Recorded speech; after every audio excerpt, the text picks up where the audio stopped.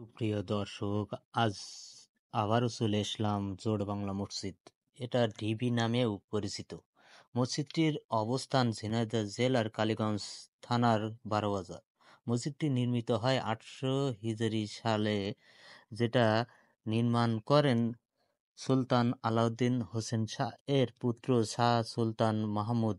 এই মসজিদটি নির্মাণ করেন তিনি 1992-93 সালে। প্রত্নতত্ত্ব অধিদপ্তর খনন কাজের মাধ্যমে এই মসজিদটি আবিষ্কার করে। মসজিদটি পাতলা ইটের গাঁথুনিতে গাঁথনি করা। মসজিদটির ভিতরে 3টা মেহরাব রয়েছে। মসজিদটির ইসলামী ঐতিহ্যের সাক্ষী বহন করে আজও দাঁড়িয়ে আছে।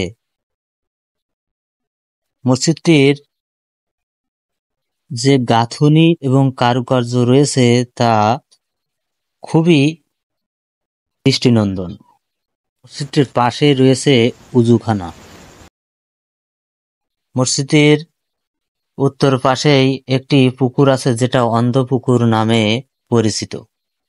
মসজিদটির নামকরণেরও রয়েছে একটি রহস্য। মসজিদটির পাশে 2টি কবর আছে, যার কারণে মসজিদটির নামকরণ হয়েছে জোড় বাংলা বা জোড়া কবর।